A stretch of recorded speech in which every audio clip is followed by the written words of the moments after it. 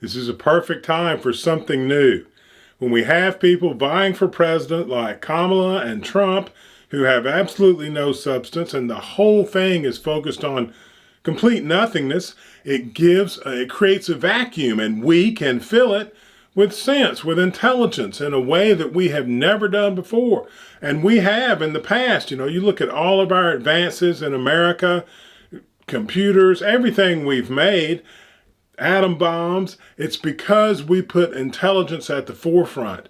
And now we can put even more intelligence at the forefront because we've broken down a lot of the norms that we had in the past. But to do that, we're going to have to institute more norms. You have to have norms to run an organized society that can build all the stuff that you can invent with the freedom of the mind.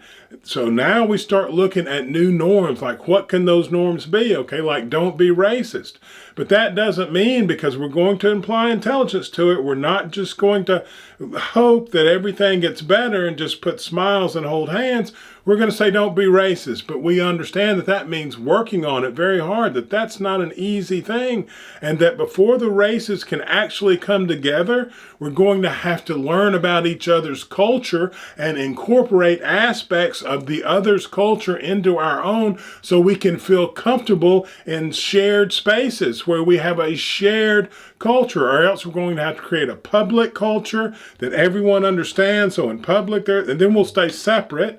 Or if we're going to all be together and all be, one citizenry that lives in the same neighborhood, intermarries, does everything together, just one human race, then we're going to have a shared culture, because that keeps us away much more than race. You black people talk about other black people acting white when they're running around in the white community and they go to church often, and they act like white people, they dress like white people, and then they go to white people parties and they do things with white people because then white people are comfortable with them because they are imitating or exuding white culture. And then that's what makes people comfortable. If a white person goes into the rough black area, and most all black areas that I've ever seen are rough, he better exude black culture or he's probably not going to fare very well. Just like if a black person goes into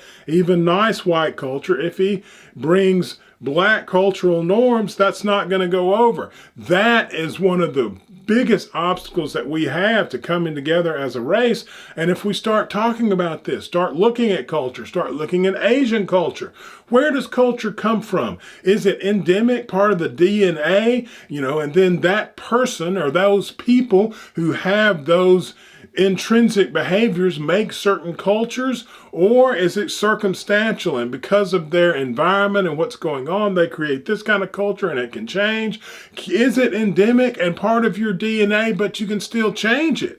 I mean, we have so much interesting, and this is just one small pocket of the things that we have to look at, going to Mars, talk about ending war. We really can, because if we all can learn about each other's culture and spread that around the globe, we can end war here on the globe, and then we can start looking at our next enemy, which is probably out in space, and at least we'll be one for that fight. I mean, violence, and we can start talking about violence and anger and hatred and love and caring, and realize that they are both part of the mix, that they are both part of the universe, that they're not going away. It's just how you deal with them, that they are the tools that you use to progress, and that we are simply about progression. We have so much to do if we want to believe in ourselves, if we want to pick ourselves up. But paying attention to that nightmare in Hollywood, that's very appropriate, isn't it?